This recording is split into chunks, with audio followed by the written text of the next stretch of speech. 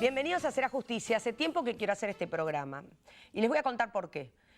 Está instalado ya en nuestra sociedad el tema del lenguaje inclusivo. Y hay mucha gente, no solamente hombres, sino mujeres también, grandes y no tan grandes, estoy hablando de edad adulta o no, que les parece directamente ridículo. Y se ríen. Y a mí me interesa que acá, que es un lugar donde nosotros contemplamos todo tipo de derechos, todos los derechos, me interesa escuchar a quienes están peleando por esto, quienes consideran que es importante el lenguaje inclusivo, que no es una moda, que no es una rebeldía juvenil, que tiene que contemplar, que apuntan a eso para que se contemplen otros aspectos. Vamos a tener una estudiante del Carlos Pellegrini, que es la presidenta del Centro de Estudiantes, que justamente ella ante cámaras habló con lenguaje inclusivo, y también Gabriela Larralde, que es escritora, autora de este libro, Diversidad y Género en la Escuela. Después de la pausa, hablamos con ellas dos. Quédense, porque vamos a aprender mucho de ellas.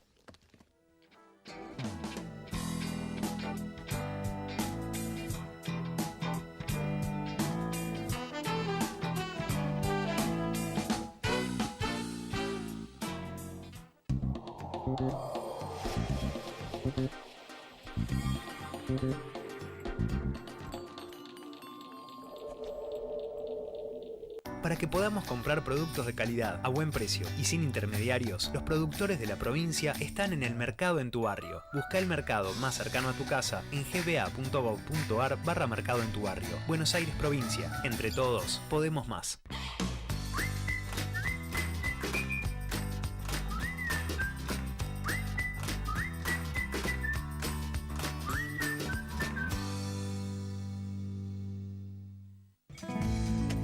Banco presente junto a todos los argentinos.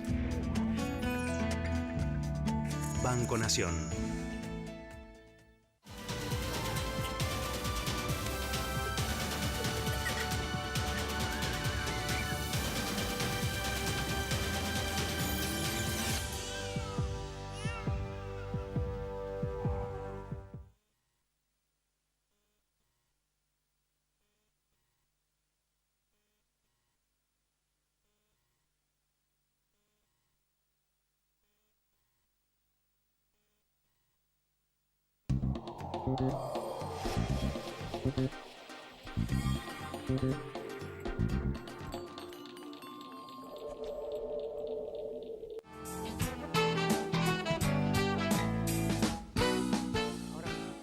Bueno, y aquí las estoy saludando a las invitadas. Gabriela, que es escritora, autora de este libro, Diversidad y Género en la Escuela. Acá tenemos el libro, va a estar en nuestro sitio, serajusticia.net.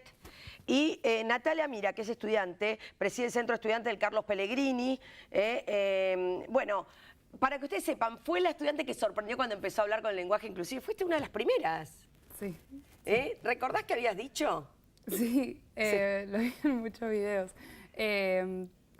Aquellas diputadas que están indecises, algo así. Era más que nada un mensaje para quienes en pocos días iban a votar a favor o en contra de la ley. ¿Y cómo fue, digamos, la repercusión de hablar de esa manera? Más grande de lo que esperaba, sinceramente. Yo realmente lo había hecho de inconsciente quizás en algún punto en el programa.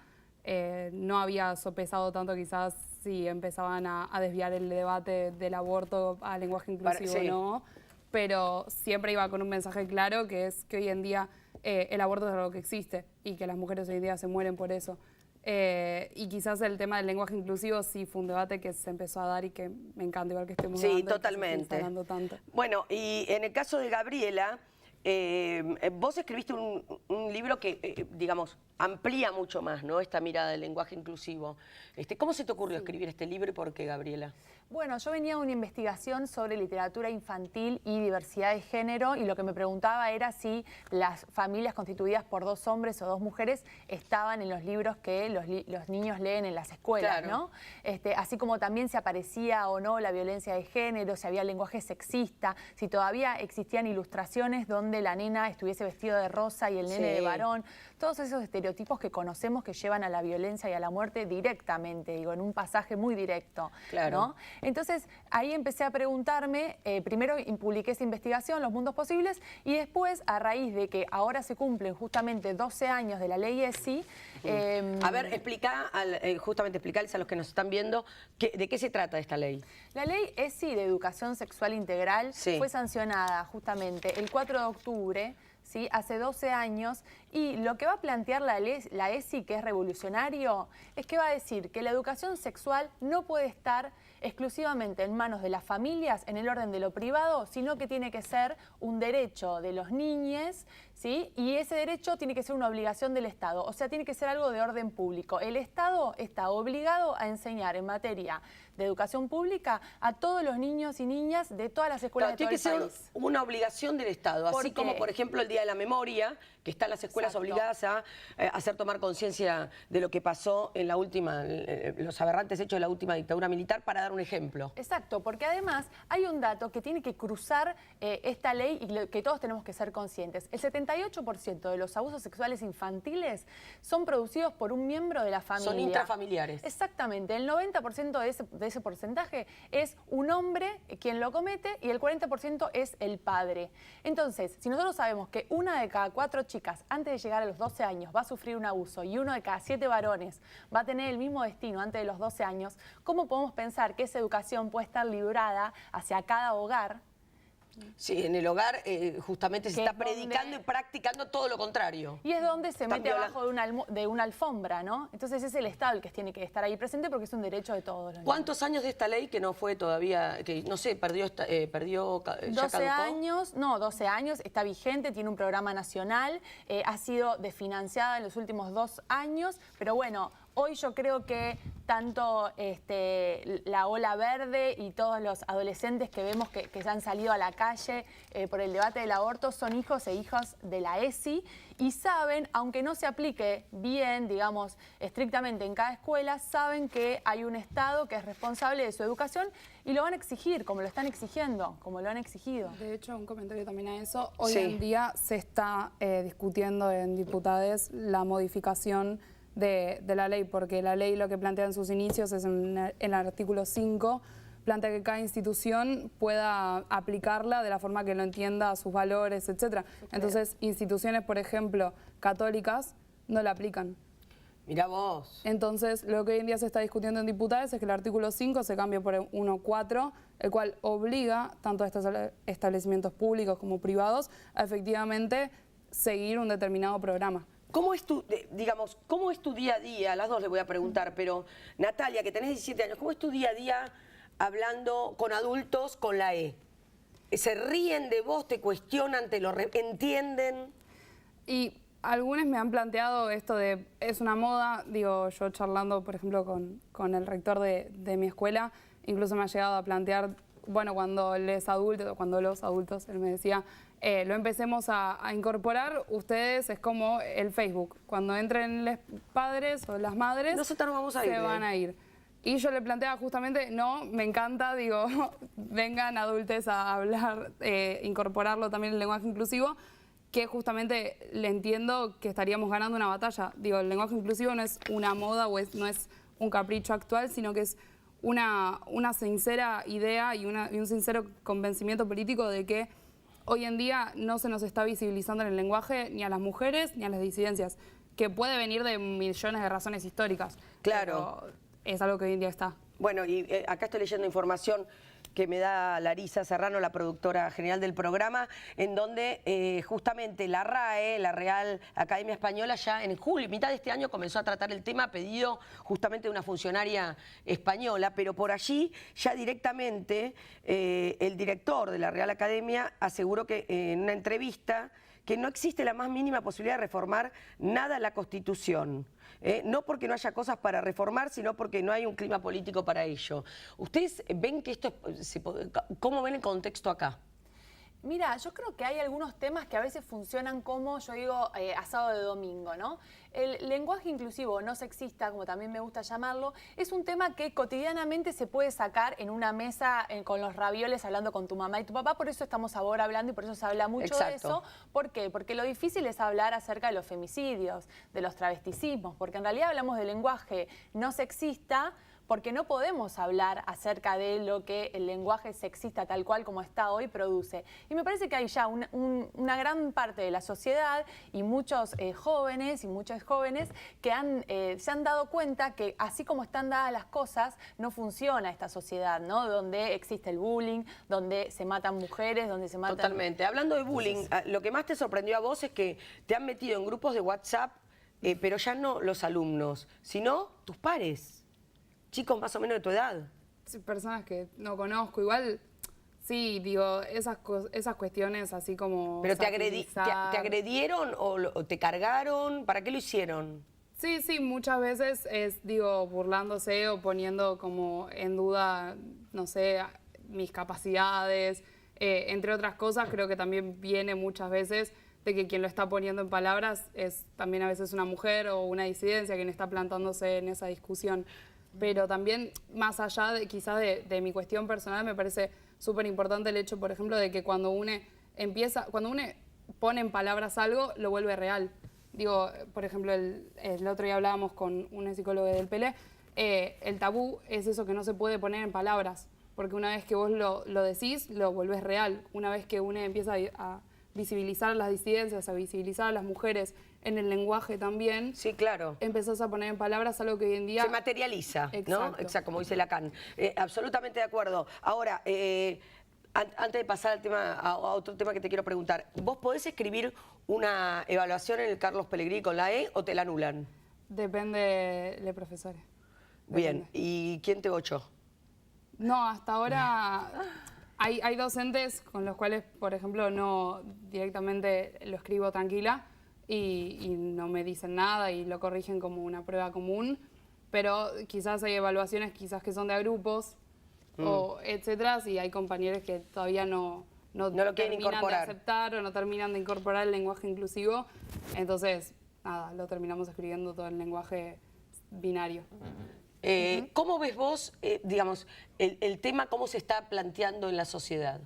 Bueno, yo soy docente universitaria y cuando entro a dar clase, digamos, uso el todes también, ¿no? Y después me parece que lo que hago es como mirar el aula. El otro día formaba parte yo de una clase en donde eran todas mujeres y quien estaba dando la clase, un varón hablaba en masculino. Y era simplemente, no estás mirando a la gente que tenés enfrente porque son todas mujeres. Claro. ¿No? Entonces, me parece que ahí eso es muy fuerte. Entonces, en relación a eso, me parece que hay una cuestión del uso del lenguaje no sexista a modo provocador, entonces que se usa en contextos donde no es necesario, que se usa modificando mal la palabra y no la que tenés que modificar, ¿no? Está ese uso y después está un uso que tiene que ver con el contexto, que me parece que es lo más valioso, y es donde, bueno... si lo estás usando para provocar y para hacer un chiste, me parece que... No, porque estás sirve, desvirtuando ¿no? el sentido, Porque... que es mucho más profundo. Ahora, si vos estás en un contexto, por ejemplo, yo como profesora universitaria, bueno, amerita, porque hay leyes que así lo ameritan en nuestro país, que yo incluya a todos los que están ahí, y no siempre son todas y todos, ¿no? Claro, totalmente. Ahora, en tu libro vos pones listas de obras trabajadas en este capítulo, ¿no? Por orden de mención. Y pones El vestido de mamá, Barbie Milo, una historia de amor, Un chico de pelo largo, Eres único, Plácida, Monstruo Rosa. ¿Es de chica o de chico?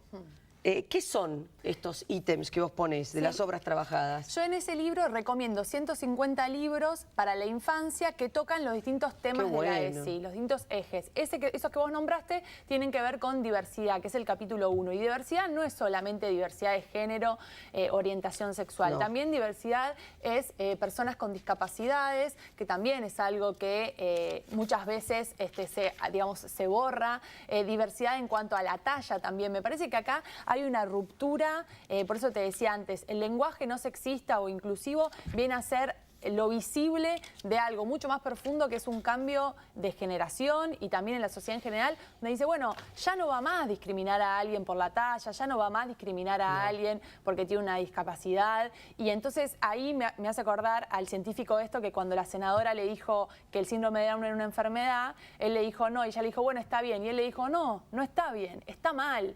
Y una persona atrás dijo, bueno, pero ella no es médica. Y el tipo dijo, yo tampoco. Claro. O sea, como seres humanos debemos tener cierta información acerca de temas de la humanidad. Entonces, si no sabes bien qué es el autismo o qué es el síndrome de Down, bueno, googlealo. Existe Google y preguntá, consultá. Sí. Ya no se puede, en base a tener como un escudo de la ignorancia, ¿no? Discriminar al otro. Exacto. Naturalizar la violencia. Sí.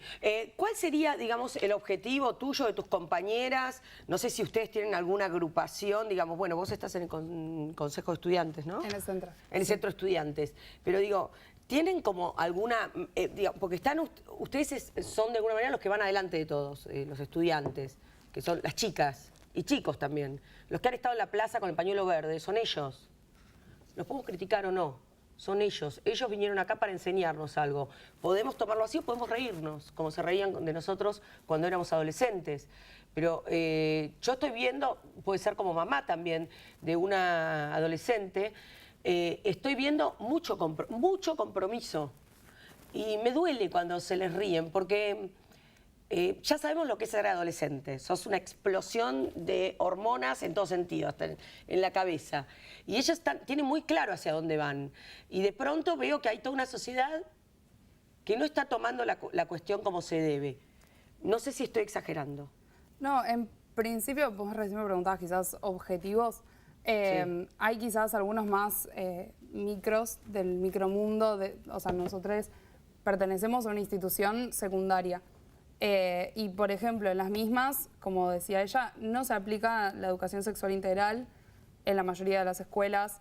Los protocolos contra la violencia de género, si bien es una conquista que tuvimos después de las tomas en junio, previo a la votación de diputados, si bien el Ministerio bajó los protocolos contra la violencia de género para cada escuela, hoy en día no se aplican efectivamente.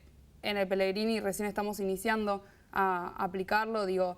Y creo que bueno, en el escándalo de Buenos Aires que reaccionaron, pero una vez que las chicas denunciaron los casos de acoso y ya interviene la justicia. Y día a día se muestra más la necesidad de que actúe la institución en este tipo de casos. Digo, por ejemplo, muchas veces algunos nos cuestionan que en nuestro centro de estudiantes o en los perfiles personales, por ejemplo, haya compañeros o compañeras que escrachan, por ejemplo, que es un debate mucho más profundo igualmente. Pero a lo que va eso, por ejemplo, es a una falta de respuesta de la institución. Una falta de respuesta de que una compañera o una compañera pueda decir, me pasó esta situación, digo, necesito una respuesta ante esto porque yo no puedo seguir cursando con el docente o con el profesor varón que abusó de su autoridad. Eso como primero, después la ESI y después, digo, obviamente el tema de la legalización del aborto quizás en sentido más macro, pero hoy en día las estudiantes y las estudiantes queremos discutir, queremos charlar sobre consentimiento, sobre libre sexualidad, sobre diversidad de género. Queremos, digo, poner sobre la mesa los transfemicidios, los femicidios, digo, la transfobia. Queremos poner sobre la mesa un montón de debates y las instituciones como la RAE, por ejemplo, siento que siempre corren detrás de las discusiones. Ahí teníamos el tuit de la RAE que lo vamos a mostrar ahora, en donde de alguna manera no se hicieron mucho eco de lo que se viene reclamando.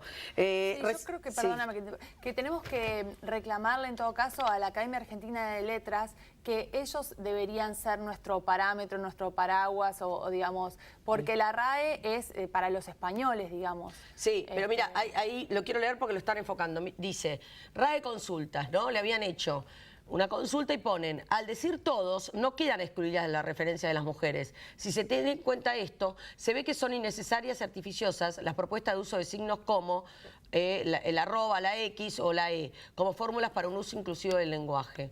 Ahora, corríjanme porque ustedes están más en tema que yo. El inglés, cuando dice you, us, sería un ustedes, nosotres, porque no hay un you, digamos, un plural a otra persona o segundo tiempo, digamos, del singular que marque género. Claro, el inglés anglosajón no tiene... El anglosajón no tiene a y o. No. ¿no? Entonces, cuando yo me di cuenta de esto, digo, claro, ¿por qué en el anglosajón no hay discriminación de género? Y acá sí.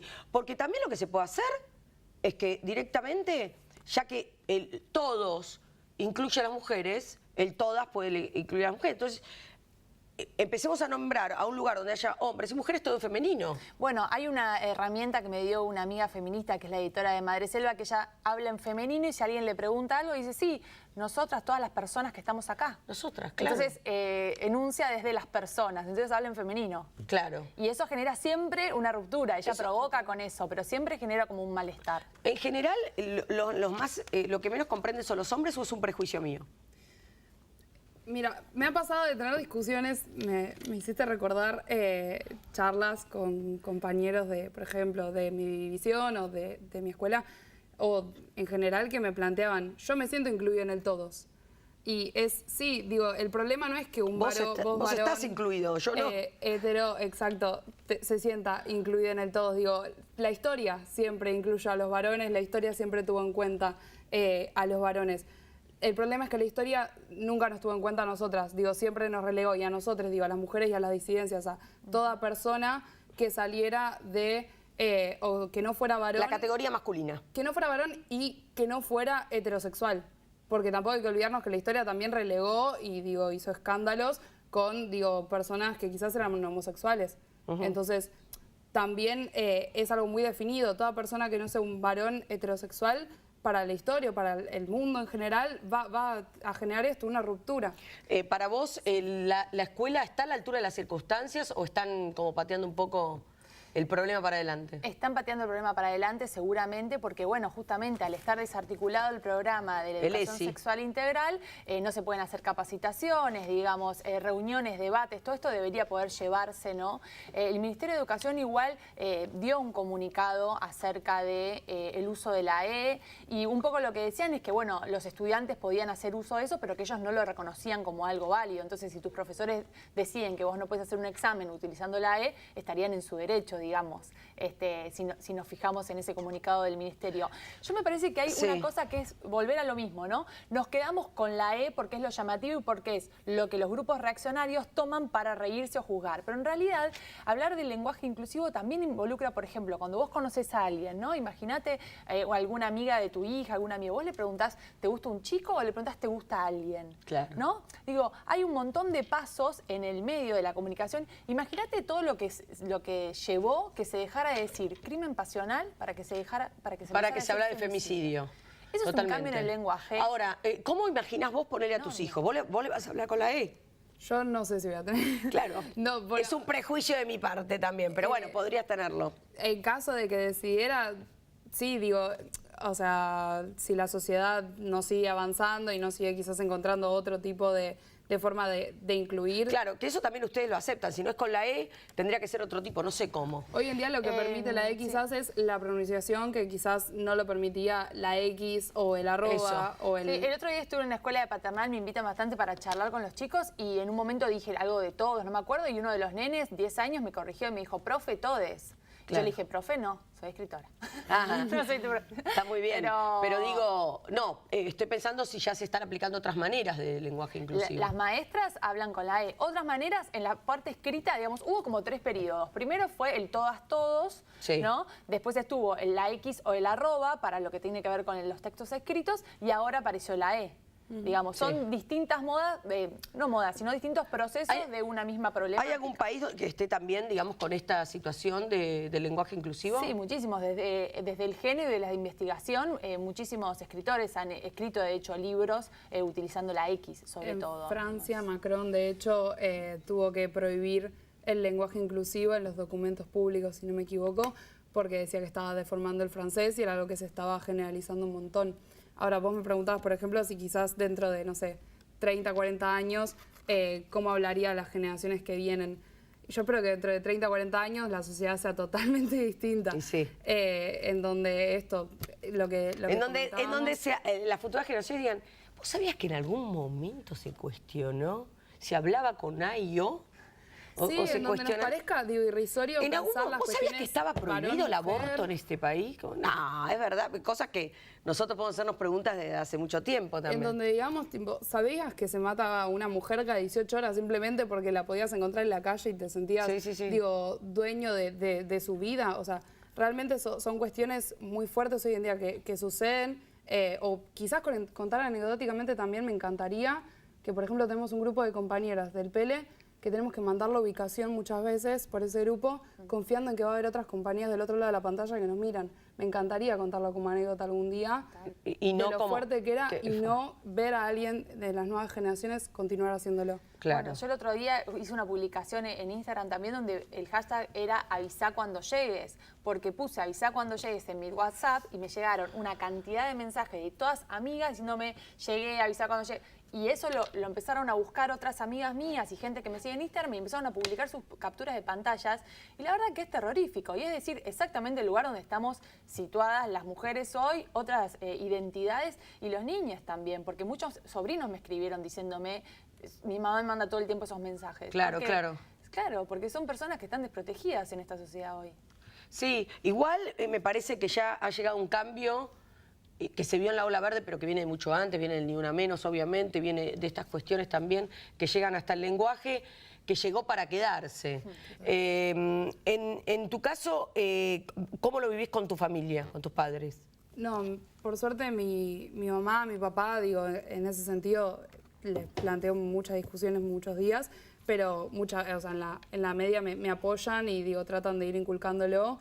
Pero sí, es lo que vos decís también, es algo que viene para quedarse, porque digo, cuando vos planteas una ampliación de derechos y planteas una sociedad con un poco menos injusta, creo que la sociedad, una vez que incorpora y toma eso, no se lo sacás nunca más, y eso es lo valioso también. Sí, Gabriela, este libro fue pensado para las escuelas. Sí, fue pensado para docentes porque justamente es un recurso para que puedan llevar la ESI, ¿no?, a las aulas. Porque Educación sexual integral. Exactamente. La gran virtud y el gran problema que tiene la ESI es que se pensó de manera transversal. Entonces, que no hubiera una sola materia de ESI 2 horas, sino que esto atravesara todas las materias. Pero bueno, esa es la dificultad que también tiene en su implementación. Por eso uno ahora de los cambios que se quiere hacer es que siga siendo transversal, pero que también pueda haber talleres de ESI un día o una hora particular. Perfecto. Gabriela, gracias. Gracias a vos. Vamos a tener los datos del libro en serajusticia.net, todos los detalles que ustedes también necesitan para completar este programa. Y por supuesto, gracias a Natalia. Natalia, que está ahí, puede ser que sea física, puede ser que sea socióloga o abogada y que siga defendiendo derechos. Gracias a ambas. Nos vemos la semana que viene en Será Justicia. Chau.